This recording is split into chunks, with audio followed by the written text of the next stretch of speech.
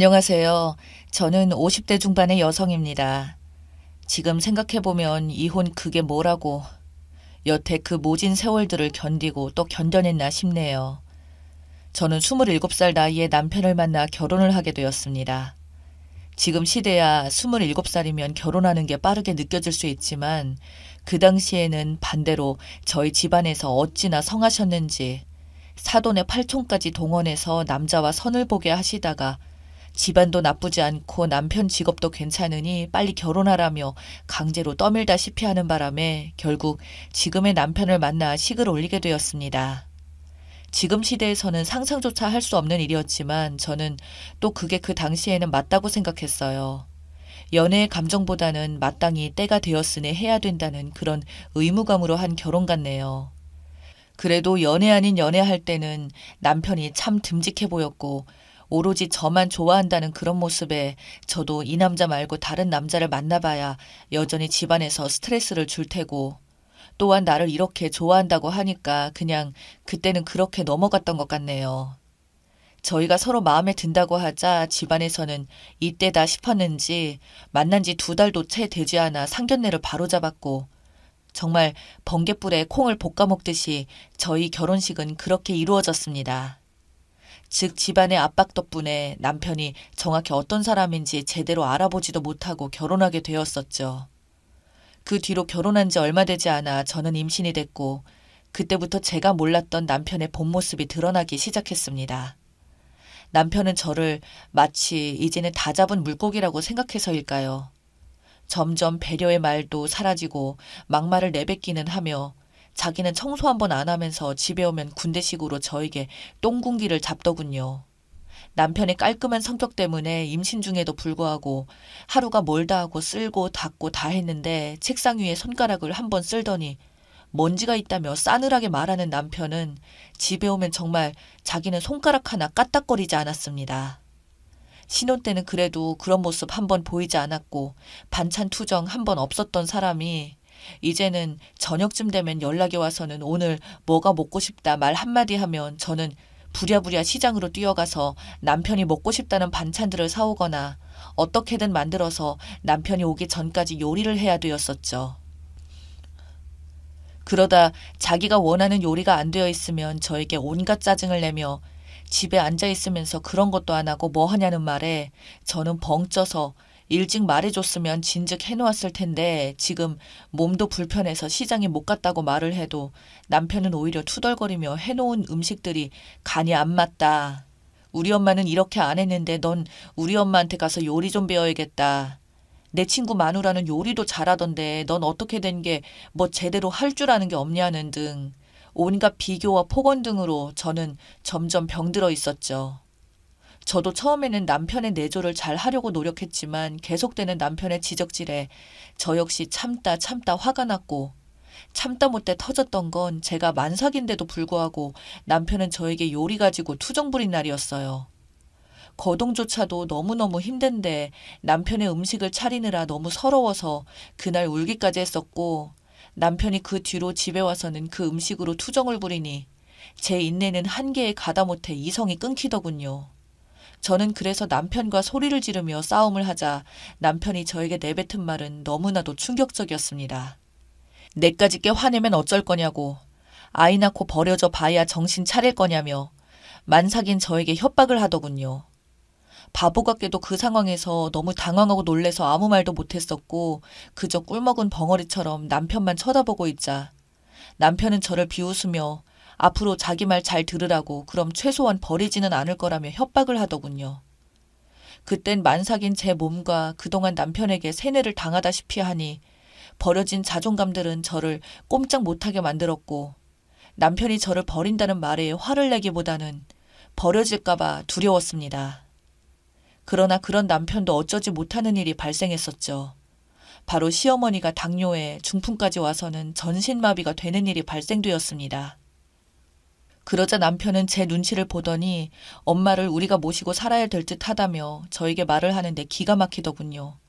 그래도 결혼할 때 시댁 도움도 많이 받았던지라 거절할 명분도 딱히 없어서 그때부터 어쩔 수 없이 시부모님을 모시고 살게 되었습니다. 그러나 결코 쉬운 일이 아니었어요. 시어머니는 편찮으셔서 거의 하루 종일 누워만 계시니 그만큼 입은 심심한지 제가 일을 하고 있으면 바로 저에게 애미야! 라고 누워있던 방에서 저에게 수시로 소리를 지르셨고 전 청소나 밥을 하다가도 냉큼 시어머니에게 달려가서 원하시는 걸 항상 들어드려야 됐고 TV 리모컨도 제대로 못 누르시니 제가 그걸 일일이 다 해드려야 했었죠.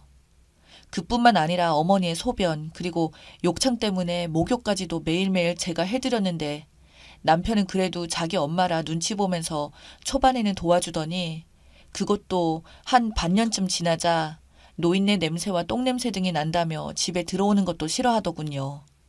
그럴 수밖에 없는 게 시어머니가 그렇게 했으니 어쩔 수가 있겠습니까? 그런다고 요양원 같은 데 보내기에는 남편이 돈이 없다고 말을 했지만 실상은 그 돈이 아까워서 본인 엄마한테 쓰는 것조차 아까워하고 있는 걸 알고 있었습니다. 게다가 시어머니께서는 재산이 좀 있으셨어요. 자기 죽으면 상속하라며 절대 먼저 돈을 주시지 않더라고요. 그리고 무엇보다 어머니가 요양원 가는 걸 싫어했거든요. 대신 자신이 죽을 때까지 쓰라며 저희 집에 들어오면서 주신 큰 돈들이 있었기에 그 돈으로 치료비나 돈 들어가는 건 문제가 없었습니다. 정말 3년 병에 효자 없다는 말 들어보셨나요? 모르겠지만 저는 그 생활을 3년도 아니고 5년도 아니고 무려 10년가량 했습니다.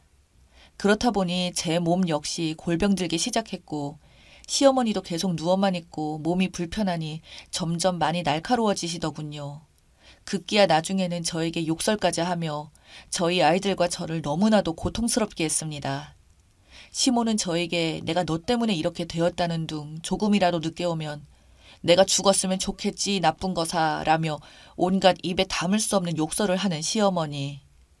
남편도 그게 너무 고통스러운지 결국은 시어머니와 상의 끝에 요양원에 보냈지만 시어머님은 다시 요양원에 있기 싫다며 온갖 난동을 다 부려서 반년도 못 되어서 저희가 다시 저희 집으로 모실 수밖에 없었네요. 그 뒤에도 온갖 고생을 하다가 어머니 중풍이 너무 심해져서 끝내는 말까지 못하게 되었을 때 정말 그러면 안 되지만 마음이 오히려 나아졌습니다. 적어도 이유 없이 욕먹는 일들은 없어졌으니까요. 본인도 말을 못하자 처음에는 답답했는지 눈을 엄청 부라리며 난리를 쳤지만 그것도 한두 번이지 결국 아무것도 못하고 계시더니 끝내 그렇게 눈에 초점도 풀려가시고 저희 첫째 아들이 군대 가기 직전에 돌아가시게 되었습니다. 그렇게 시어머니가 돌아가시게 되자 저희 집안은 더 이상 집에서 나던 그 끔찍한 냄새들도 안 나게 되었고 집에서 돈이 빠져나가는 것도 없어지게 되고 남편은 그래서 기분이 좋았는지 장례식이 끝나고는 그동안 수고 많았다며 저희 가족끼리 외식도 하고 주말 여행도 가고 그랬었죠. 사실 시어머니 살아계시는 동안에는 진짜 여행이라는 것 단 한 번도 못 가는 수준이었죠. 그 상황에 어떻게 가겠습니까? 몸도 불편하시지 시어머니 거동도 못하시지 그렇다고 시어머니 혼자 놔두고 저희끼리만 갈 수는 없었으니 그렇게 몇 년간 창살 없는 감옥처럼 답답하게 지내게 되었다가 드디어 해방감을 느꼈었죠. 저도 이제 밖에 나가서 식당에서 일도 시작했습니다. 저희 애들도 어느덧 성인이 되었거든요. 식당 일이 힘들다고 해봐야 진짜 시어머니 모시던 때하고는 비교도 안 되는 수준인지라 거기서도 일을 잘한다고 칭찬까지 들으면서 일을 했는데 어느 날 남편이 제가 일하는 식당에 찾아와서는 저에게 둘이서 할 말이 있다고 하더니 대뜸 저에게 이혼을 하자고 하는 겁니다. 저는 그래서 무슨 소리냐고 했더니 사실 나는 진작부터 이혼하고 싶었다고 근데 엄마 살아생전에 말하면 엄마 충격이 클까봐 차마 말을 못했었다며 이제 저도 인생 찾고 나도 내 인생 찾겠다고 하더군요. 저는 그게 말이나 되냐고 당신 시어머니 내가 그리 죽도록 뒤치다꺼리 할 때는 아무 말 없다가 이제 막상 당신 엄마 돌아가시니까 나를 내쫓아내려고 하냐고 하니까 남편은 저에게 좋을 대로 생각하라며 이 집에서 아무튼 당장 나가줬으면 좋겠다고 말하더군요. 저는 절대 못 나가겠다고 울고불고 난리치자 남편이 글쎄 집에 다짜고짜 상간녀를 들인 겁니다. 그렇게 상간녀를 버젓이 저희 집에 데려온 거였죠. 그러면서 남편은 적반하장마냥 네가 한 게 없으니 그냥 이 집에서 무전 취직하면서 지낼 생각이면 그냥 나가라고 난리치더군요. 저는 그 자리에서 기절까지 했었습니다. 그때부터 저도 변호사를 선임해서 남편과 소송을 붙였는데 여기서 생각지도 못한 대반전이 일어났습니다.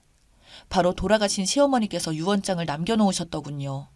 시어머니가 정신이 그나마 온전할 때 유언장을 적었는데 시어머니 앞으로 있던 많은 재산을 저와 남편에게 반반씩 주신 겁니다. 저에게 막대하는 남편에게 시모가 정신이 온전할 때만큼은 구박도 하시며 제 편을 들어주셨거든요. 그래서 저한테 한 번씩은 자기가 나중에 죽으면 이 재산을 모두 너희들에게 나눠줄 테니 싸우지 말고 행복하라고 그리 말씀하시던 분이셨지만 그게 말로만 그렇게 해서는 아무런 효과가 없는 줄 알았는데 이게 유언장이 존재한다는 것이었죠. 문제는 남편놈이 그걸 전부 다 위조한 게 들통이 나서 상속인에게 결격 사유에 해당된다는 것이었습니다. 남편은 그제서야 저를 찾아와 손이 발휘되도록 빌기 시작하더군요. 자기가 잠시 미쳐서 잘못 판단을 했다면서요. 하지만 저는 이미 고소장 접수했으니까 헛소리 하지 말고 시어머니 재산은 모두 내가 받아서 우리 자식들과 평생 잘 먹고 잘 살 테니 너는 네가 버는 그 쥐꼬리만한 돈으로 그 상간녀와 재혼해서 잘 살라고 말하고는 그 많은 재산을 전부 제가 받아올 수 있게 되었습니다. 진짜 남편놈 하루가 멀다 하고 저를 매일 찾아와 무릎까지 꿇면서 싹싹 비는데 이제는 거의 매일같이 보니까 너무 지겹더라고요. 그래서 저는 매일같이 찾아오는 남편에게 말했습니다. 이제는 우리 되돌리기에는 너무 늦었다고 그러니 더 이상 추한 짓 그만하고 네가 진짜 사랑하는 그 상간녀와 행복하게 살라고 하니까 끝내 남편이 폭발하여 저에게 폭력까지 써서 경찰서에 끌려갔습니다. 그 뒤로는 저희 앞에 나타나지도 못하네요. 남편이 겁 많은 거 예전부터 알고 있었거든요. 한 번 더 저에게 나타나 협박하면 감옥 간다는 말에 겁먹은 것 같습니다. 덕분에 집에서 식모살이를 하던 제가 이제는 부엌에서 벗어나 지금은 어느 집 사모님들처럼 행복한 생활을 누릴 수 있게 되었네요. 더 이상 제 인생에 남자는 필요 없고 오로지 저희 아이들만 잘 키워서 나중에 결혼할 때 도움이나 많이 줄 수 있으면 좋겠네요.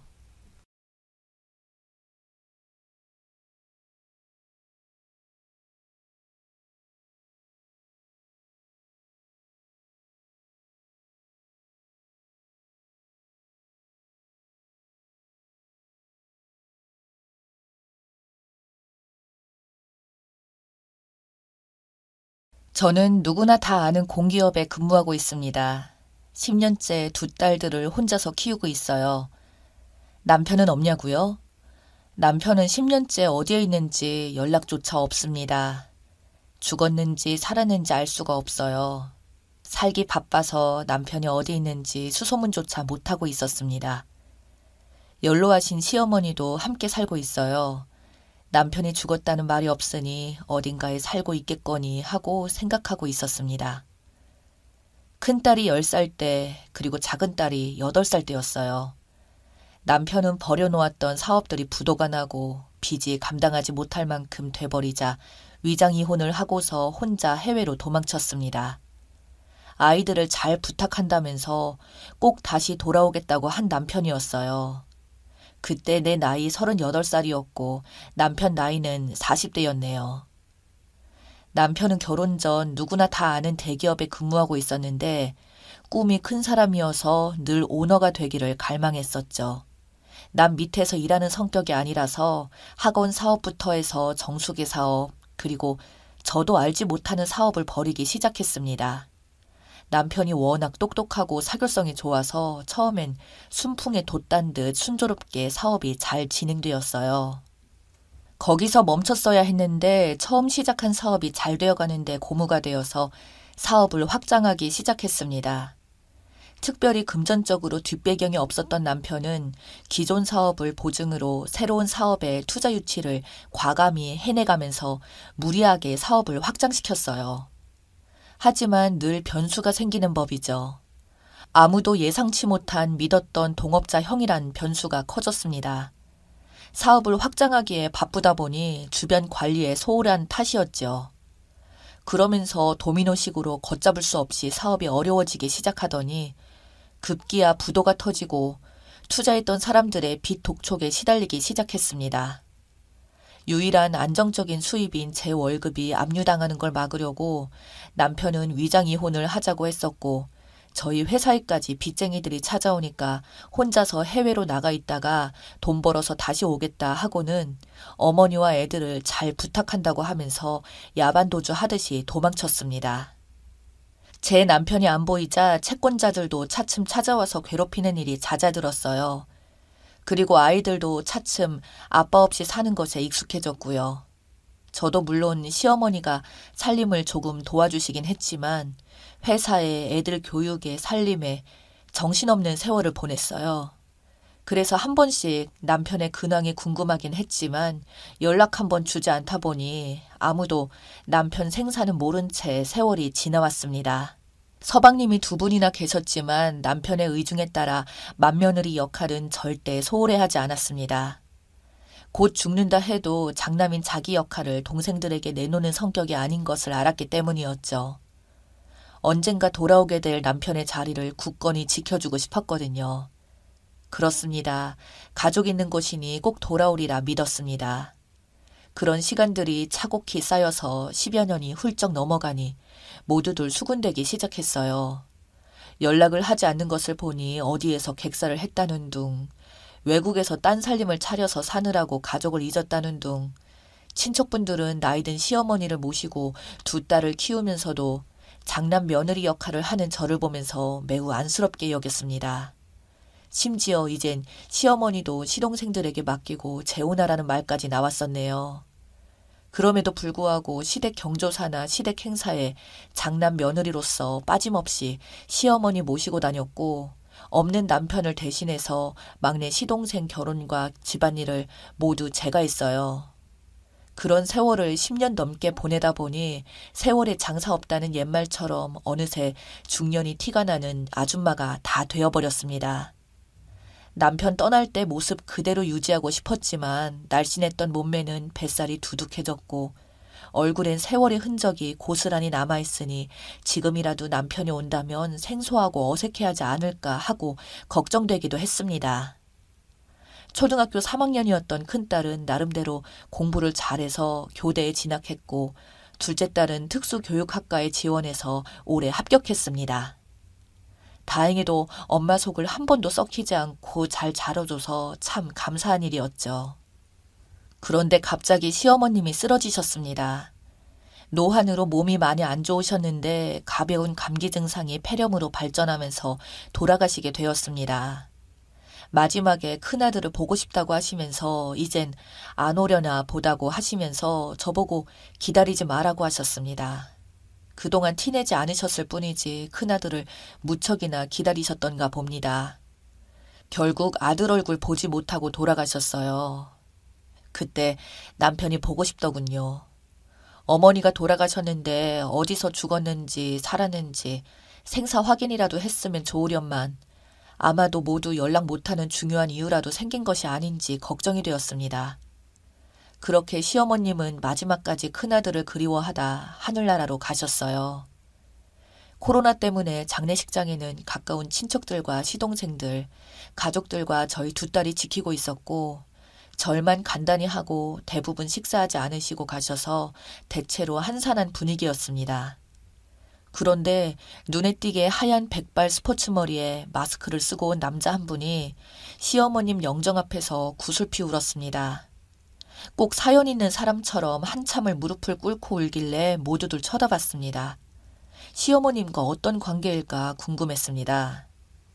그런데 마스크를 벗고 너희들이 고생이 많다고 하면서 상주로 서 있는 시동생들 등을 토닥토닥 두드리는 거였어요.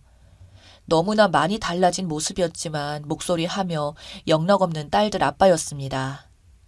저도 모르게 다리 힘이 풀리면서 나자빠졌습니다. 그리고 소리 없이 울었습니다. 눈물이 샘솟듯이 마구마구 나오는데 주체가 되지 않더군요.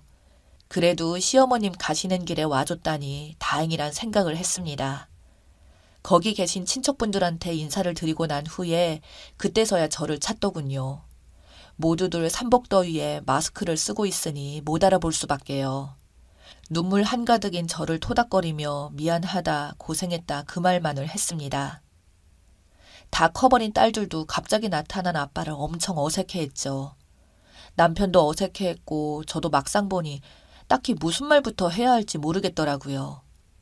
친척 어른들이 대신 말씀해 주셨습니다. 그동안 제가 얼마나 고생했는지, 왜 그동안 이렇게 살아왔으면서 연락 한 번 안 했는지 시동생들도 폭풍 질문을 던졌습니다. 남편은 여기저기서 속사포처럼 쏟아지는 질문에도 아랑곳하지 않고 장례식 끝나고 나서 얘기하자고만 하고 묵묵무답으로 일관했습니다. 곧바로 상주석에서 빈소를 지켰고 예전의 장남으로 돌아왔습니다.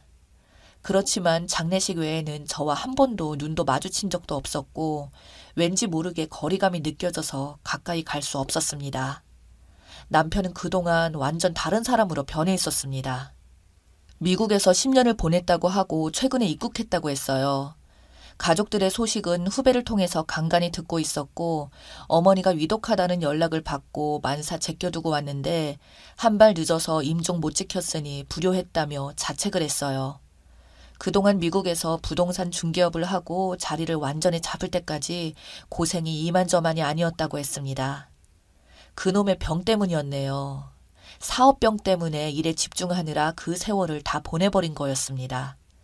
틀림없이 어느 정도 사업을 일구어서 금이 환영하려는 욕심 때문에 처자식과 어머니와 동생들에게도 연락 한 번 안 한 거네요.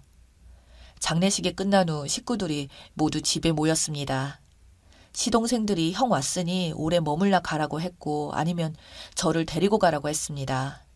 이제 그만 떨어져 살라면서 형수도 이번 기회에 회사 퇴직하고 형 따라가라고 했습니다. 남편은 안 된다고 단호히 말하더군요. 미국에 당장 돌아갈 거고 정리가 잘 되면 돌아오겠다고 했는데 언제라고 기약할 수 없다고 했어요. 그리고 딸들 결혼식 때는 무슨 일이 있어도 온다고 다짐을 하는 걸 보니 영원히 이곳을 떠나려는 심산인 것 같았습니다. 그리고 딸들 결혼식 자금과 대학비를 보내주겠다고 하면서 저희는 위장이혼이 아니라 진짜 이혼을 하자고 해서 깜짝 놀랐습니다. 그동안 시어머니 모시고 딸들 키워준 것 보상해주겠다고 했어요. 그리고 굳이 집을 놔두고 호텔에서 지내더라고요. 저한테 전혀 애정 없이 보였고 남남 같아졌더라고요. 혹시나 여자가 있지 않나 물어볼 필요도 없겠더라고요. 그리고 무엇이 급한지 문자로 제 명의로 된 새 아파트를 주겠다고 했는데 거절했습니다. 이것 먹고 떨어져라는 기분이 들어서 정말 싫었어요. 정말로 진짜 이혼한 것 같아서 싫었죠. 난 단지 남편이 꼭 돌아오겠다는 말만 믿고 내 가족이라서 시부모님도 모셨고 시동생들도 함께 챙겨왔는데 나를 남보듯 하다니 슬펐습니다. 그러다 이왕 이렇게 된 거 이혼하자고 했습니다. 그리고 남편에게 제안을 했어요. 나에게 진짜로 보상을 하고 싶으면 지금 가지고 있는 것의 80%를 달라고 했습니다. 그거 주고 떠나라고 했어요. 지난 10년 동안 내 모든 것을 당신의 자식과 시어머니 봉양에 그리고 내 그동안의 세월을 쏟아부었으니 80%도 아깝지 않을 것이라고 했죠. 그렇지 않고서는 절대 놔줄 수 없다고 했습니다. 다 주고 떠나던지 우리 가족들 옆에서 나와 있던지 당신이 결정하라고 했습니다. 고개를 끄덕끄덕하며 깊이 생각해보겠다고 하고서는 미국으로 소리 소문 없이 떠났습니다. 이런 식으로 다시 떠난 남편, 아직도 그런 남자를 나는 남편이라고 부르고 있으니 한심하네요. 아무리 10년 동안 떨어져 있었다고 해도 그래도 저는 아직도 두 딸을 낳고 키워온 와이프인데 저한테 아무런 감정이 없는 걸까요? 저는 남편이 그동안 어찌 지내는지 아직 많은 것들이 궁금하기만 한데 마주 앉아 다행히도 얘기도 나눠보지 못하고 홀연히 떠나갔네요. 어디 간다 말도 없이 가는 남편이 야속하기만 합니다. 적어도 애들을 어떻게 키웠는지 어떻게 생활했는지는 물어봐야 하는 건 아닌지 정말 너무 서운해서 눈물이 납니다. 연락처도 알고 있으면 전화 한 통도 하기가 그리 힘들었을까요? 그리고 미국에 도착했으면 도착했다고 연락해주면 어디가 덧나나요? 그리고 딴 여자 만나서 살림 차렸으면 그랬다고 말해주면 안 되나요? 그리고 나를 싫어하는 건 태도로 이미 알고도 남겼는데 애들 엄마로서 그냥 대해주면 안 되나요? 내 남편이 집을 떠나 있었던 10년 동안에도 이렇게나 남편 때문에 힘들지 않았는데 막상 실물을 영접하게 되니 정말 힘듭니다. 무표정한 얼굴과 지극히 냉정한 말투 그리고 거리감 등이 저를 힘들게 했습니다. 처음부터 나타나지 않았다면 모를까 갑자기 뿅 나타났다가 10년 전에 야밤에 몰래 도망쳤던 것처럼 이번에도 도망치듯이 가버리니 지난날이 후회가 되네요. 그러던 중 어느 날 미국에서 남편에게서 전화가 왔습니다. 저번에 결정을 하라는 저의 말을 깊이 새겨듣고 진지하게 생각을 많이 했노라며 미국에서의 삶을 정리하고 한국으로 돌아가겠노라고 했습니다. 바로 함께 살거나 하진 않겠지만 가족과 가까이서 지내고 싶다고 했어요. 가족은 함께 지내야 가족인데 가까이 살겠다니 괜히 어줍잖은 책임감을 안겨준 건가 싶어 그럴 필요 없다고 했습니다. 여태 하고 싶은 대로 하고 살았으니 이제 와서 처자식이 발목 잡고 싶지 않다고 했고 편한 대로 하고 살라고 했습니다. 아무튼 미국 생활을 차츰 정리해 갈 테니 조금만 기다려달라고 하더군요. 언뜻 들으면 정말 반가운 소리 같지만 미국 생활 접는데 정리할 시간이 또 얼마나 걸릴지 알 수 없는 노릇입니다. 남편의 사업에 대한 영광과 욕심을 다 아는 처지라 쉽게 정리하기까지 엄청난 시간을 갖고 기다려야 할 것 같기에 저는 기다리지 않겠노라고 말했습니다. 남편은 또 언제 올지 기약이 없습니다. 이제 기다리지 않고 두 딸에게만 기대서 내 인생을 새로 다시 출발해야 할 것만 같습니다. 위장 이혼을 하고 처자식을 버리고 갔을 때 10년 전에 이미 남편은 우리 가족이 아니었음을 이제야 깨닫습니다. 여러분들 저희 새로운 출발을 응원해 주세요. 읽어주셔서 감사합니다.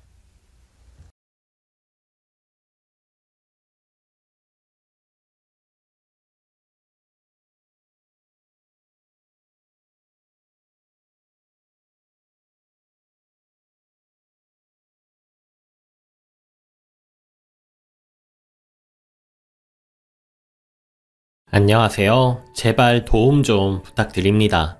대판 싸워서 이혼해야겠다는 결론이 나왔지만 제가 잘못한 걸 수도 있으니 마지막으로 객관적인 의견을 듣고 싶어서 글을 씁니다. 제 인생을 바꿀 만한 조언을 부탁드립니다. 이혼까지 결심하게 된 몇 가지 이야기를 순서에 상관없이 써보겠습니다. 결혼 2년차 부부이고요. 30살로 동갑내기입니다. 전 1남 1녀 중 장녀이고요. 남편은 2남 중 장남입니다. 맞벌이고 같은 회사에 다니고 있고요. 연봉도 둘이 같습니다. 연애 시절부터 남녀 평등을 논리적으로 주장하는 남자친구를 만나서 저도 생각이 많이 바뀌었고 남자는 집, 여자는 혼수란 일반적인 생각과 데이트 비용이 전반적으로 남자들에게 부담된다는 현실이 저도 너무 불공평하다고 생각하였고 그래서 저희는 데이트 비용도 공동 통장을 만들어서 일정 금액을 넣고 그 돈으로만 하였고 기념일 선물도 둘이 넣은 돈에서 해결하면서 정말 동등하게 연애를 했죠. 그렇게 3년을 연애하고 결혼할 때가 되었는데 당시 모은 돈이 제가 7천에 남자친구가 9천이었는데 남자친구가 돈 더 쓰게 하고 책 잡히고 싶지 않아서 친정에다 손 벌려서 남자친구가 모은 만큼 딱 9천을 맞추어 반반인 결혼 준비를 하였습니다. 그렇게 결혼을 했고 얼마 안 지나서 추석이었습니다. 시댁에 오전에 가서 음식 돕고 설거지하고 밥상 차리고 저녁엔 시부모님과 술도 한잔하고 애교도 피우며 며느리 도리를 다 하였고요. 다음날 아침상도 차리고 설거지까지 끝내놓고 친정 갈 준비를 하는데 시어머니께서 고모님 오신다고 가지 말라는 식으로 말하여서 남편 쳐다보니까 모른 척을 하대요. 어이가 없어서 시어머니께 친정에도 가봐야죠. 저도 맏딸인데 하고선 남편한테 가자고 데리고 나왔습니다. 남편은 친정에 가는 길에도 불만이 가득한 표정이었고요. 도착해서도 손님인 마냥 그냥 앉아만 있더라고요. 우리 집은 아버지나 남동생도 모두 똑같이 집안일 하는 스타일인데 남자친구는 먼저 설거지 하겠다는 소리조차 안 하더라고요. 우리 엄마가 상 치우는데도 멀뚱히 있고 시댁에서 하던 대로 똑같이 있더군요. 부모님 앞에서 다투기 싫어서 그냥 내버려 뒀습니다. 하룻밤 자고 가야 하는데 남편이 계속 가면 안 되냐고 하길래 무시하고 하루 자고 아침 먹고 집에 왔습니다. 그리고 집에 와서 나는 시댁에 가서 자식돌이하고 거드는데 왜 자기는 처가댁에서 아무것도 안 하고 그러고 있느냐고 하니까 어색해서 그랬다고 하네요. 참나, 누군 안 어색합니까? 노력은 여자만 해야 하는 건 절대 아니지 않습니까? 서로 마찬가지인데 저렇게 나오는 걸 보니 너무 짜증이 나더라고요. 나는 노력하는데 왜 자긴 노력 안 해? 그러니까 앞으로 안 그런다 했습니다. 그리고 전 결혼하고 몇 개월 동안은 시댁에 일주일에 한 번씩 안부 전화를 드렸습니다. 그리고 남편도 당연히 알아서 처가댁에 안부 전화 드리고 있는 줄 알았는데 한 번도 한 적이 없더라고요. 친정 엄마랑 통화하고 그 사실을 알게 된 후 어이가 없었지만 그냥 넘어가고 대신 그 후로 저도 시댁에 안부 전화를 하지 않았습니다. 어느 날 남편이 그러더라고요. 자기야, 요즘 우리 집에 안부 전화 안 해? 응, 안 하는데 왜? 왜 안 하는데? 자기도 우리 집에 전화 안 드렸다면서 그래서 나도 안 해도 되는구나 생각했는데 아무 말도 못 하대요. 제가 한마디 더 했습니다. 그렇게 남녀 평등 운운하더니 내가 시댁에 안부 전화 안 하니까 서운해? 그러니까 전화 거는데 남녀 평등하고 뭔 상관이냐? 그냥 자식된 도리니까 하는 거라고 버럭합니다. 그래서 제가 왜 자기는 아들이니까 해야 하고 딸 자식은 자식이 아니라 안 해도 된다고 생각해? 머뭇거립니다, 이 사람. 이 사람이 연애 시절 그렇게 정확하던 사람이 맞나 싶더군요.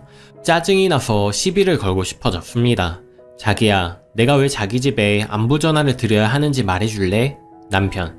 당연히 부모님이 자식이 결혼했는데 궁금하실 거 아니냐. 자식된 도리로 해야 하는 게 맞는 거지. 그럼 우리 부모님은 자식이 결혼했는데 전혀 궁금하시지 않나 보다? 자기가 안부 전화 드리면 되잖아. 난 장모님하고 통화하면 불편해서 좀 그래. 그럼 우리 집엔 내가 안부 전화 할게. 대신 시댁엔 자기가 안부 전화 드리면 되겠네. 나도 어머님하고 통화하는 거 불편해서 잘 알아. 자기만 이해해. 그러니까 각자 하는 게 좋을 것 같은데. 너무하네. 어떻게 부부가 똑같이 해야 해. 됐어. 그냥 하지 말자. 이러네요. 연애 시절부터 정확히 서로 한 만큼 하는 거고 자기가 우리 동네로 한 번 오면 내가 자기네 동네 한 번 가고 이렇게 서로 딱딱 맞게 하는 게 개념 커플인 거라면서 열 올리던 사람이 진짜 황당했네요. 그리고 제가 결혼 전부터 아버지 환갑 때 여행 보내드리려고 적금 부은 게 있었고 400을 모았는데 환갑이 한참 넘어가지고 그냥 예금으로 돌려둔 게 있었습니다. 이 돈은 제가 절 위해 모은 돈이 아니고 우리 아빠 환갑 때 쓰려고 모은 돈인데 통장을 발견하고서는 이게 뭐냐고 하네요. 그거 내가 아빠 환갑여행 보내드리려고 결혼 전부터 모아둔 거야 했더니 그럼 우리 부모님은? 이러네요. 시아버지랑 저희 아빠랑 동갑이시고 우리 아빠는 6월, 시아버지는 10월이 생신이십니다. 그래서 그거야 자기가 결혼 전에 부모님 환갑 준비한 거 있을 거 아니야. 그걸로 보내드려야지 했더니 자기는 따로도 모은 거 없고 모은 건 전부 결혼 비용으로 썼다고 합니다. 그래서 제가 그럼 지금부터라도 얼마씩 모아서 온천이라도 보내드리자 그랬더니 장인어른은 해외여행 보내주고 우리 아버지는 온천으로 때우겠다는 소리냐며 막 뭐라고 하네요. 어이가 없어서 자기야, 결혼 전에 내 부모님께 효도하고 싶어서 따로 저축한 건데 그게 차별하는 거야? 내가 결혼할 때 자기보다 10원 한 장이라도 적게 해왔어? 저 돈은 내가 우리 아버지 여행 보내드리려고 따로 놔둔 돈 아니야. 결혼 후에 저기에 들어간 돈 하나도 없거든. 자기 아버지인 자기가 따로 생각을 못 해놔서 내가 내 돈까지 합쳐서 온천 보내드리는 건데 내가 자기 부모님께 자기보다 더 효도하는 거 아니야? 황당하답니다. 딴소리 말고 똑같은 것을 보내드려야 한다고 합니다. 전 절대 안 된다고 했더니 치사하게 나온답니다. 이 문제는 곧 죽어도 제 맘대로 할 생각이라고 했더니 맘대로 하라네요. 한 번은 이런 일도 있었습니다. 저희 친정은 김장을 안 합니다.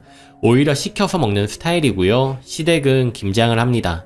저는 가서 도와드리고요. 그걸로 한 번도 우리 집은 안 하는데 너희 집은 김장해서 내가 피곤하다 이런 소리 한 적도 없고 이 정도쯤이야 할 수 있다고 생각은 했습니다. 김장이 끝나고 아주 맛있게 돼서 몇 포기만 친정에 가져가도 되냐고 물어봤습니다. 시어머니께서 그러라고 싸주셨는데 남편이 이럽니다. 장모님은 김장도 안 하시는데 직접 한 김장 드셔서 좋겠다. 우리 엄만 진짜 좋은 분이다. 잘해드려. 그러는 거예요. 순간 이게 무슨 소리지? 라는 생각이 들었습니다. 저 소리만 안 했어도 친정에 싸가라고 김치 싸주시는 시어머니께 고맙다는 생각을 했을 거예요. 근데 저런 소리를 하니까 확 열이 받더라고요. 그래서 제가 이랬습니다. 나 이제 시댁 김장할 때 안 갈래. 황당해하면서 왜? 이러길래 김장은 나도 같이 하는데 생색은 자기가 다 내서 기분 나빠서 가기 싫어졌어. 그럼 우리 엄마더러 혼자 김장을 하란 소리야? 왜? 자기 결혼 전에는 어머니 혼자 김장하지 않으셨어? 지금은 내가 결혼한 상태니까 김장을 더 하셔서 우리 주시잖아. 나 김장할 때 배춧값도 보태드리고 가서 일도 같이 하는데 김치 주신다고 고마워해야 하는 거였어? 그럼 더 부담스럽네. 그냥 시켜 먹을래 나는. 너 진짜 웃기다. 며느리가 김장할 때 돕고 하는 건 당연한 건데 그게 그렇게 못마땅해? 아니, 그 정도는 내가 해도 된다고 생각했는데 자기 말 한마디에 안 해도 되는 걸 하고 있다는 생각이 드네. 더는 짜증나서 못하겠어. 아무 말도 안 합니다. 내가 자발적으로 알아서 돈 보내드리고 도우러 가는 건데 말을 얄밉게 해서 이렇게 된 걸 모르나 봅니다. 또 한 번은 이런 적도 있습니다. 저희 친정 부모님은 노후 준비를 다 해두셨고요. 돌아가실 때까지 다달이 200 정도가 나와서 두 분이 충분히 사실 수 있습니다. 시댁은 노후 준비가 전혀 되어 있지 않으시고요. 전 이 사실을 몰랐고 남편도 우리 집에 노후 준비가 되어 있다는 사실을 몰랐습니다. 드라마를 보다가 어떤 며느리가 자기 부모님이 노후에 일을 할 수 없게 되자 딸한테 와서 얹혀 사는데 남편이 화내는 장면이 나왔습니다. 그걸 보더니 이래서 우리나라는 안 돼. 무슨 자식이 노후 대비 대책도 아니고 자식한테 피해를 너무 주라고 하면서 우린 열심히 저축해두자 이러네요. 그래서 제가 좀 떠봤습니다. 자기야, 그럼 나중에 우리 부모님 아프시면 어떻게 할 거야? 내가 맏딸인데. 처남 있잖아. 자기는 처남이 있어서 다행인 줄 알아. 이렇게 말하면 회피를 하는데 실망스러워서 다시 물었습니다. 내 동생이 무슨 상관이야. 사정되는 자식이 모시고 사는 거지. 난 시부모님 나이 들면 모시고 살 생각이었는데 자긴 우리 부모님 아프면 모실 생각이 없나 봐. 장인 장모님 노후 대책 안 해두셨어? 글쎄, 난 잘 모르겠는데. 이때 표정이 장난 아니었어요, 남편이. 난 우리 부모님도 알아서 사셔야 한다고 생각해. 장인 장모님도 마찬가지고. 자식한테 기대어 사는 건 정말 아니지. 결혼은 독립해서 사는 건데 무슨 인수합병 하는 것도 아니고 각자 삶은 각자 사는 거라고 생각해. 그래서 전 당연히 시댁도 노후 준비가 됐다고 느꼈고 시부모님을 모시지 않아도 된다고 생각했습니다. 그리고 한참 후에 주말에 시댁에 놀러 갔는데 이런저런 대화하다가 시어머니께서 우린 노후 대책이 안 되어 있어서 큰일이라면서 사돈댁은 해두셨다니 그러시길래 저희 부모님은 해두셨다고 그랬습니다. 그러니까 다행이구나 하시는 거예요. 그냥 듣고 가만히 있었습니다. 그렇게 집에 왔는데 신랑이 장인 장모님 노후 대책 해두셨어? 응, 해두셨지. 우리 집은 정확해서 그런 건 칼이야. 그럼 걱정 없겠다. 우리 나중에 큰 집으로 이사하면 우리 부모님 모시고 살까?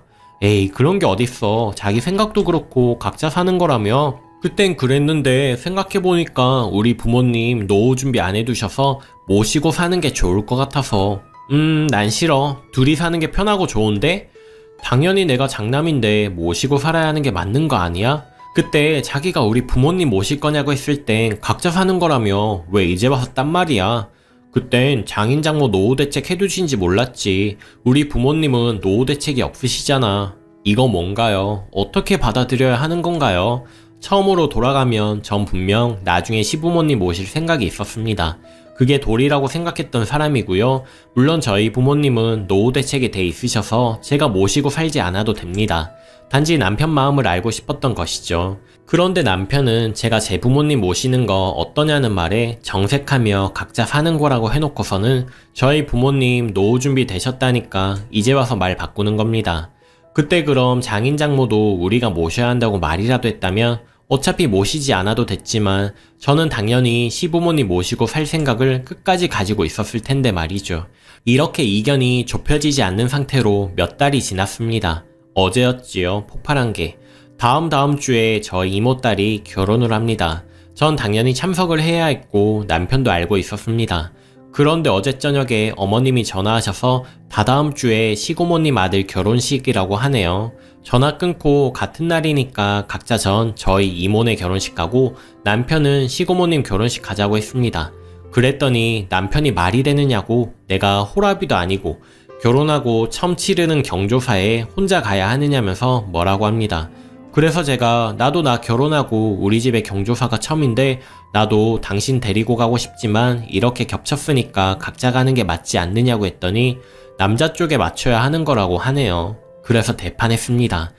연애할 때 그렇게 공평 외치던 사람이 왜 결혼하니까 남자 쪽에 맞추는 거라고 말하느냐고, 이게 당신이 가지고 있던 생각이 아니지 않느냐고 했더니, 사실 연애할 때 남자가 돈 다 쓰고 결혼할 때도 남자가 집 가는 게 마음에 들지 않아서 개선해야겠다고 생각했던 건 맞지만 결혼 후에도 그렇게 할 생각은 없었다고 합니다.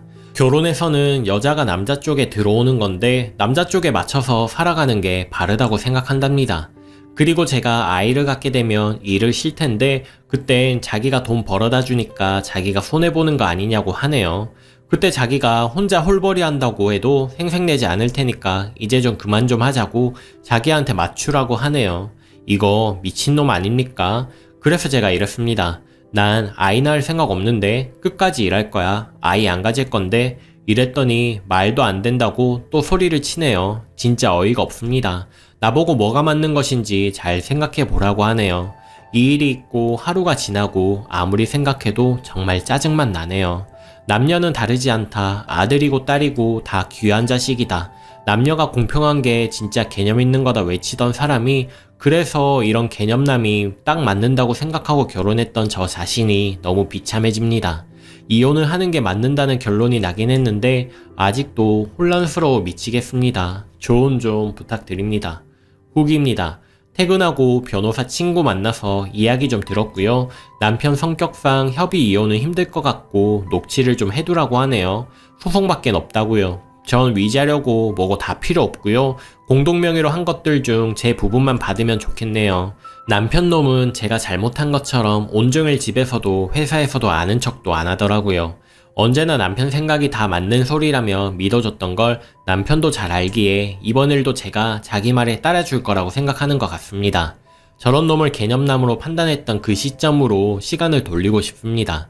답글이 참 많아서 한참 걸렸습니다. 다 읽어봤고요. 조언 감사드리고요. 오해하시는 분들이 있는데 제가 이렇게 됐다고 해서 반반 연애 반반 결혼을 절대 하지 말라는 것이 아닙니다. 저렇게 결혼했으니 제 권리 찾아서 이렇게 대응할 수 있었던 것이고 후회는 없습니다.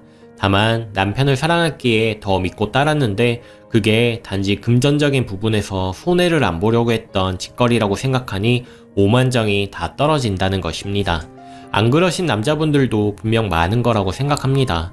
당시 제가 반반 결혼의 이점이 뭐냐고 물었을 때 한국 여자들은 결혼 후에 시댁에만 봉사한다고 생각하는데 그건 결혼 비용 자체에 문제가 있는 거기 때문이라며 반반 결혼이 그런 부당함을 해소해 주는 것이라고 하였고요.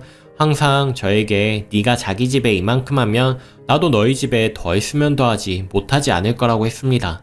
남편의 헛소리였을지도 모르는 그 말에 더 감동했었고요. 그래서 동등을 원하는 남편을 최대한 맞춰준 것이죠. 결혼 당시에 예단 문제 때문에 시어머니랑 잠깐 갈등이 있었는데 그때는 남편이 나서서 반반 결혼에 예단이 웬 말이냐고 보호해줬었고요. 그래서 더 확고해진 것 같습니다. 가사분담도 많이 물어보시는데요. 퇴근이 같아서 항상 같이 오면 제가 먼저 씻고 그 사이에 남편은 출근할 때 정리 못한 것들 정리해놓고요. 남편 씻을 때 전 저녁 준비하고 하나하나 따져본다면 아무래도 여자인 제가 더 많이 하는 건 맞습니다. 저는 남편이 원해서 공평을 따라 주었던 것이지 제가 더 손해본다고 안 하고 그런 성격은 아니에요. 그리고 아버지 환갑은요, 아버지를 위해서 모아둔 거라 흔들리지 않았고요. 우리 아빠 그렇게 보내드리고 시아버님 온천 보내드린다는 생각은 제 생각이 바르다고 믿고 있습니다. 근데 참 서운한 것은요, 시부모님이 해외 한 번도 못 가보신 거 알아서요. 제가 부업으로 짬짬이 번역 아르바이트도 하는데 얼마 되진 않았지만 따로 자유적금에 여행 경비 모으고 있었습니다. 남편도 제가 이 저축을 한다는 걸 알고 있었는데 그런 식으로 나왔던 게 가장 서운합니다. 나중에 보내드리자며 제가 모은다고 할 때는 아무 말도 안 했는데 어이없죠. 솔직히 공평 외치는 남편 말에 100% 수긍해서 결혼한 거는 맞는데 결혼해서도 완전 반반 이렇게 외치며 살진 않았고요. 전화 안 드린 것은 너무 화가 나서 그렇게 했던 거고요. 저 일이 있어지고 나서도 알아서 연락드리고 했습니다. 학가 문제도요. 제가 남편 따져본 것이 잘못이라고 하시는데 결혼 후에 조금씩 바뀌는 남편 보면서 마음가짐이 어떤지 궁금해서 그랬고요. 결혼 결심하면서 시부모님 나중에 모실 생각이 분명 있었답니다. 남편이 말 한마디라도 좋게 해주고 마음은 가지고 있는데 여의치 않아서 못하는 거라면 저 이렇게 이혼 결심까지 하지 않았을 텐데요. 실체를 이제 다 아니까 오히려 후련한 거 있죠? 다시 잘 살아봐야지 이런 마음이 1%라도 남아있질 않습니다. 그리고 아이도 제가 아이를 얼마나 좋아하는데 다만 자녀 계획이 있었기에 조금 일러서 겨울쯤 생각하고 있었던 거고요. 남편이 생활비 혼자 벌어와도 생색 안 낸다는 말에 어이가 없어서 그렇게 말한 겁니다. 안 낳을 생각이 있었던 건 아니고요. 대강 변명은 다 한 것 같습니다. 지금 느낌은 그냥 후련해요. 소송 준비하려면 조금 힘들겠지만 기운 낼 거고요. 이혼 후에 회사 문제가 조금 걸리긴 하지만 뭐 어쩔 수 없지요. 그렇다고 제가 그만두는 건 말도 안 되고요. 남편도 뻔뻔하게 나오는데 저도 뻔뻔하게 굴어보려고요. 이걸 보시는 여자분들이나 남자분들께 한마디 하자면요. 결혼 반반 좋습니다. 사정이 되시는 분들은 이렇게 결혼하는 걸 추천해 드리는데 다만 여자분들은 결혼 반반해도 될 만큼의 괜찮은 남자를 잘 고르셔야 할 것 같습니다. 남자분도 여자가 따라준다면 솔직히 우리나라에서 더치페이에 대한 인식이 좀 그렇잖아요. 고맙게 생각하고 결혼 후에도 정말 자기 집처럼 친정도 가족이라고 생각해 주길 바랍니다. 여자들은 남녀 평등 아무리 외쳐도 결혼하면 시댁에 좀 더 손이 가는 구조에 대해서 잘 이해하고 있습니다. 그리고 남자분들도 말 한마디에 천냥빚을 갚는다고 하지요. 알아서 느끼며 잘하는 사람에게 괜히 더 잘하길 바라면서 툭 한마디 하는 거, 그거 하지 마세요. 제일 기분 더럽고 서운한 겁니다. 그게 이혼 후기에 대해서도 나중에 깔끔히 글 쓰게 되면 좋겠습니다. 최종 후기. 안녕하세요. 전에 공평하게 결혼한 여자의 최후로 글 썼던 사람입니다.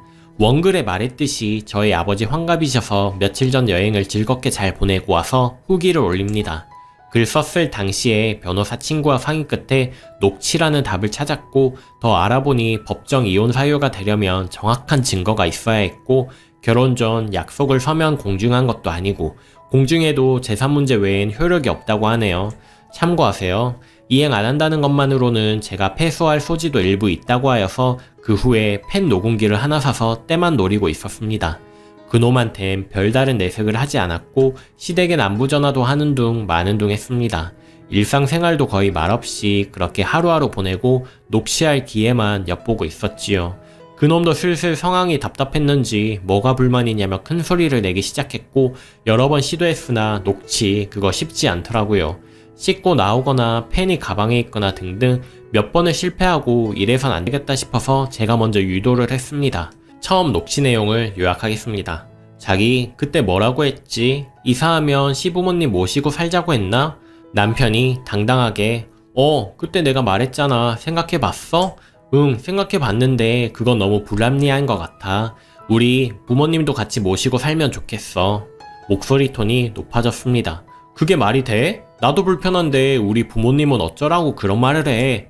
그럼 나도 모시고 살 이유가 없는데. 자기는 내가 우리 부모님 노후 대책 안 했을 거라고 했을 때 뭐라고 했어? 인수합병 아니라며 각자 살아가는 거라며. 근데 왜 이제 와서 딴소리야? 세상 천지에 처가댁 모시고 사는 사람이 몇이나 되겠어. 그게 말이 된다고 생각해? 게다가 처가댁은 노후 준비도 돼 있는데 뭐가 문제야? 물론 그건 문제없지. 누누이 말했지만 난 결혼 전부터 나중에 시부모님 나이 드시면 모시려고 했어. 근데 그건 자기가 우리 부모님도 모시는 게 당연하다고 생각한다는 전제였을 때고 자기는 그럴 맘이 전혀 없다는 걸 알았는데 내가 웃으며 시부모님 모시며 살 수 있을 거라고 생각해? 제가 더 말하고 있는데 말 자르면서 야, 그만해. 너랑 진짜 말이 안 통한다. 주위에 다 물어봐라. 너같이 말하는 여자가 있는지. 아직까지 시집을 오는 거지 결혼을 하는 게 아니야. 뭘 좀 똑바로 알고 떠들어. 지금 장난해? 너 결혼 전에 저도 욱해서 호칭이 막 나갔습니다. 뭐라고 했어? 정말 이런 한 푼도 동등하게 써야지 개념이 있는 거라며? 그럼 내가 너 부모님 모시게 되면 시부모님한테 들어가면 생활비며 용돈이며 네가 더 벌어와야 공평하겠다? 그렇지? 너 진짜 웃긴다. 이러고선 아무 말도 못하대요. 제가 더 싸줬습니다. 너 결혼 전에 내가 이렇게 더치페이 딱딱하고 반반 결혼하면 뭐가 좋은 건데 라고 하니까 뭐라고 했어? 한국 여자들 결혼 후에 시댁일만 더 신경 쓰고 해서 스트레스 받고 해서 불합리하다며 반반 결혼이 그 부당함을 해소해준다며 내가 너희 집에 이만큼 하면 너도 우리 집에 이만큼 하겠다며 근데 이제 와서 왜 말을 바꿔? 김장은 내가 자발적으로 했다고 쳐도 양가 경조사 문제는 왜 내가 우리 친정 무시하고 시댁만 신경 써야 하는데? 그리고 내가 좋은 마음으로 시부모님 여행 경비 모으고 있다는데 내가 결혼 전 모은 돈 가지고 네가 뭔데 왈가왈부야? 짜증을 내더군요. 했던 말 또 하느냐. 야, 다 됐다고. 네가 집값만 보탠 거에서 내가 혼수 반한 거 빼고 얼만데 내가 줄게. 그거 주면 이제 조용할 거냐? 참, 이때 이놈 정말 최악이고 이게 본 모습이다 싶더라고요. 그놈 돈 나올 구멍 없고 시댁에서 보태줄 형편도 안 됩니다. 보통 남자들이 허세 부리는 것처럼 저렇게 나온 것 같습니다. 우리 집 1억 4천하고 2천 혼수했고 2천으로 결혼 준비했으니 집값 7천에서 1,000만원 빼고 6천 주면 되겠네. 그럼 조용히 하고 따라줄게. 언제까지 줄 수 있는데? 내가 더러워서 해주고 만다. 이러고 나갔습니다. 외박하더군요. 그러거나 말거나 다음날 일어났더니 후다닥 옷 갈아입고 아는 채도 없이 먼저 나가대요. 물 한 잔 마시고 문자를 보냈습니다. 6천은 언제 줄 건데? 무시하더군요. 이후론 상습 문자는 안 좋을까 해서 더는 보내지 않았습니다. 그냥 하루 약 올린 정도? 이날 지나서 전 재산이랄 것도 없지만 틈틈이 정리를 해 두었습니다. 결혼 후에 월급 일부분 합하여 모으던 적금도 해약했고 제가 시부모님 여행 경비조로 모은 것은 어차피 제 것이고 제가 부업해서 모은 돈이니까요. 결혼 전에 아버지 환갑 여행할 것도 어차피 제 것이고 지금 사는 집 전세 반도 제 것이고 공동명이고요. 혼수가 문제이긴 한데 이것은 차후 중고로 싸게 모두 내놓아서 딱 반으로 정리할까 했습니다. 적금을 해약한 날 그때까지 남은 생활비 반과 적금도 이자까지 정확히 반을 딱 나눠서 가계부와 해지한 통장과 함께 동봉의 봉투에 넣어서 줬습니다. 뭐 하는 짓이냐고 하길래 이제부터 돈 관리는 각자 하는 게 좋겠다. 나 귀찮아 이랬습니다. 네 맘대로 해보라고 그러더군요. 그 후 양가 겹친 결혼식이 다가왔고 하루 전날 내일 입을 거 챙겨두라고 하길래 알았다고 하고선 그날 쪽지만 달랑두고 전화기 꺼놓고 집을 나섰지요. 들어갈 때쯤에 전화기를 켰더니 육두문자부터 해서 개념 없다는 소리까지 써놨더군요. 예상 못한 증거 문자 또 하나 확보하고 집에 들어가니 술 취해서 널브러져 있었습니다. 저 오니까 굉장히 무서운 표정으로 지랄지랄을 하기 시작합니다. 전 이미 현관문 열면서 녹음기를 킨 상태고요. 두 번째 녹취 내용을 요약해 드리겠습니다. 야, 네가 지금 우리 집을 무시하려고 작정했냐? 그렇게 우습게 보이디? 내가 얼마나 개망신을 당한 줄 아느냐며 소리소리 지르더군요. 자기야, 나 동생 결혼식 다녀온 건데 무슨 문제 있어? 저보고 아가리를 닥치라고 합니다. 너 이제부터 친정 가지 말고 통화도 하지 마 이러대요. 내가 미쳤어? 내가 너의 소유물이냐? 저도 덩달아 화가 나서 소리를 질렀어요. 침착해야 하는데 그게 잘 안 되더라고요. 아무튼 이렇게 싸우는 내용이 녹음이 되었습니다. 끝까지 여자가 남자 쪽에 맞춰야 한다는 내용이 반복적으로 나옵니다. 그리고 며칠이 지났고 퇴근해서 밥 먹고 쉬고 있는데 케이크랑 꽃을 사들고 왔더라고요. 분위기 잡기에 눈치채고 녹음기를 준비했습니다. 세 번째 녹취 내용을 요약해드리겠습니다. 자기야, 우리 이러지 말고 화해하자. 무슨 화해? 솔직히 우리나라에서는 남녀가 공평할 수 없는 거 자기도 잘 알잖아. 응, 잘 알고 있었는데 공평할 수도 있다고 가르쳐준 게 바로 당신이었지. 아무 말도 못합니다. 결혼 전에 자기가 원하는 대로 다 했고 그렇게만 하면 불합리한 우리나라 썩어 빠진 무개념 틀에서 벗어날 수 있다고 한 건 당신이잖아. 안 그래? 그래, 내가 그렇게 말한 건 인정해. 그 당시엔 데이트 비용이나 남자가 집 하는 거랑 그런 것들이 정말 불합리하다고 생각했었고 그래서 그걸 자기한테 말한 건데 고맙게도 자기가 잘 따라줘서 지금까지도 고맙다고 생각해. 하지만 결혼은 별개야. 결혼식 문제도 그래. 결혼 후 처음 맞는 시댁 경조사가 있다면 며느리가 당연히 맞춰주는 거야. 그러면 친정 경조사는? 그건 잘 말씀드리고 봉투만 보내도 뭐라 할 사람 없을걸. 이모님 댁에서도 시댁 경조사 있다고 설명하면 여자시니까 이해하실 텐데. 아니? 이해 못하시던데? 경사가 겹쳐서 각자 참석하는 거라고 하니까 너도 갔어야 한다는 말은 안 하시고 응 그랬느냐고 하시던데. 가만히 있더니 이럽니다. 아마 경조사가 겹칠 일이 앞으로는 없다고 판단한 듯해요. 그래, 그건 내가 생각이 짧았네. 다음에 그런 일 있으면 내가 두 번 다시 아무 소리도 안 할게. 그럼 우리 이제 화해한 거지? 나 용돈 받아 쓰는 게 좋은 거 같아. 애교를 피더라고요. 역겹게. 아니 말 나온 김에 다 하자. 우리 아버지 환갑여행은 어떤데? 내가 결혼 전 모은 돈으로 보내드리는 건데 자기 돈 1원 한 푼 안 들어가는데 그래도 보내드리면 안 돼? 보내드려야지. 하지만 우리 아버지도 보내드리는 게 바르다고 생각해. 우리가 시부모님 해외여행 보내드릴 여유가 있다고 생각해? 적금 해약한 것도 있고 자기 부업한 것도 있잖아. 아, 그러네. 적금 해약한 거 나눴으니까 그걸로 자기 아버님 해외여행 보내드리면 되겠다. 그리고 나 부업한 건 우리 엄마 옷 사입으라고 다 드렸는데 이걸 어쩌지? 그걸 왜 자기 마음대로 장모님을 드려? 그거 내가 잠 안 자고 주말에 틈틈이 아르바이트 한 건데 자기 허락을 받아야 해? 목적이 우리 부모님 해외여행 보내준다고 모은 거였잖아. 목적대로 못할 수도 있는 거지. 어느 정도 여유자금 모아서 보내드리자는 취지였지만 자기는 우리 부모님 못 해보신 거 해드린다고 따로 아르바이트 하거나 그런 거 없잖아. 나도 그래서 관뒀어.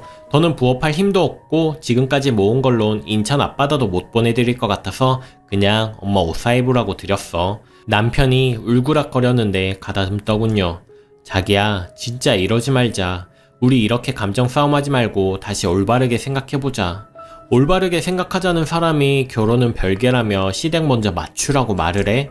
그리고 내가 시댁 먼저 안 맞춘 게 뭔데? 명절에 시댁 먼저 가지 친정에 먼저 가 내가? 김장 때도 우리 생활비 아닌 내 용돈에서 돈 보태드리고 힘드실까봐 자진해서 가서 돕는 건데 너는 그거 가지고 뭐라고 했어. 생색은 있는 대로 내더라. 그 몇 폭이 우리 부모님이 가져다 준다니까 뭐 어떻다고? 그리고 뭐 내가 임신하고 육아하려면 홀벌이 해야 하는데 그걸로 생색을 안 낸다고? 그게 말이야 막걸리야. 전 좀 흥분했는데 오히려 그놈은 애써 침착하게 말하더로군요. 당연히 홀벌이하면 힘들지. 그걸로 애까지 키우려면 얼마나 힘들겠어. 내 생각은 안 해? 내가 홀벌이 해도 아무 투정 안 부린다는 건 자기를 위한 배려인데 왜 그걸 생각을 못해? 정신적 혼란이 오더군요. 더는 말도 하기 싫고 그만하자. 너 같은 놈이랑 더는 말할 가치가 없다. 그리고 일어나는데 소리를 치네요.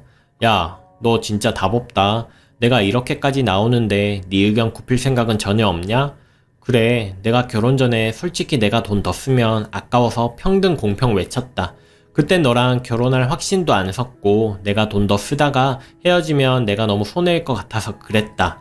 그리고 결혼할 마음 먹었을 때도 우리 집 너도 뻔히 알지 않느냐. 집 해주실 여력이 없으시다. 그래서 내가 너한테 반반 결혼 말한 거고 너도 순순히 승낙했잖아. 하지만 결혼해서까지 내가 남잔데 그렇게 살아야 하냐? 당연히 시댁에 좀 더 맞추고 시부모님부터 챙기는 게 도리지. 그리고 얼마나 된다고 김장 때 돈 보탰다고 유세야. 20만원 보탠 거 가지고. 우리 엄마 같은 사람 없어. 어떤 시어머니가 친정에 김치 가져가라고 하겠냐? 그리고 장인어른은 해외여행 보내주고 우리 아버진 온천? 세상에 그런 집이 어딨어. 반대인 경우면 몰라도 그리고 결혼했으면 결혼 전에 모은 돈은 공동재산이지 네 돈 내 돈 따지는 게 말이 되냐. 지금 무슨 개수작인데. 저게 본심인 거죠. 제가 물었습니다. 그럼 결혼 전에 단지 돈이 아까워서 결혼할 확신이 안 생겨서 더치페이 한 거고 결혼할 때는 신혼집 구할 여유가 안 돼서 나한테 사탕 발림 소리 한 거야? 그래, 어쩔래? 알았어. 네 뜻 잘 알았으니까 잘 생각해 볼게. 생각이고 나발이고 무조건 지 의견에 따르라고 하더군요. 그렇게 며칠 지나서 녹취 내용 친구한테 다 의논하고 이혼 서류 가져와서 내밀고 도장 찍으라고 했습니다. 저더러 미쳤냐고 왜 이러냐고 내가 왜 이혼을 해야 하냐고 그러길래 녹취한 거 들려줬습니다. 무지 황당해 하더군요. 이거 카피본이야. 변호사 친구한테 들려줬더니 이 정도면 너한테 파탄의 책임이 있다고 법정 싸움까지 가도 내가 100% 승소한다고 하더라고. 그러면 너 나한테 위자료도 줘야 한대. 그렇게까진 하기 싫고 깔끔하게 협의 이혼하자. 집 빼서 서로 돈 가져가고 혼수 반만큼 네가 가져가던가 아님 팔아서 반반 나누던가 딱 공평하게 그렇게 했으면 하는데 도장 찍어주나 보자고 난리를 치더니 다음날부터 와서 빌기 시작합니다.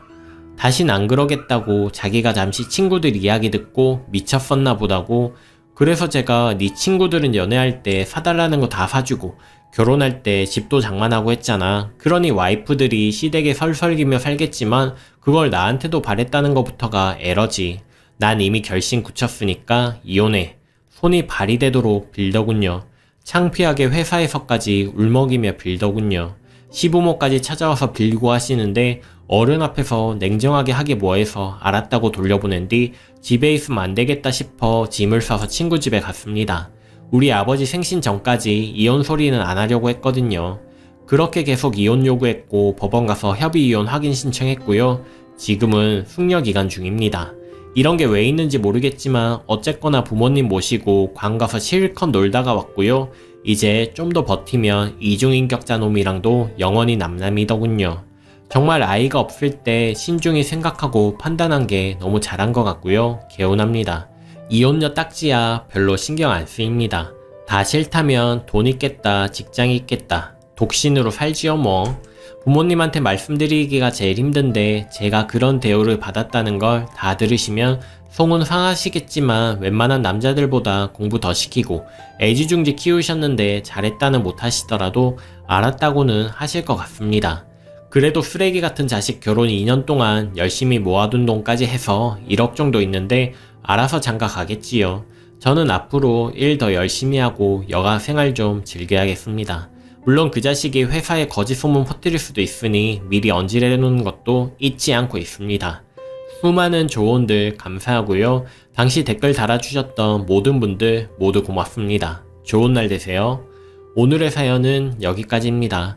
여러분들의 생각은 어떠신가요? 오늘도 행복한 하루 보내세요. 이상 낭만캐스트였습니다.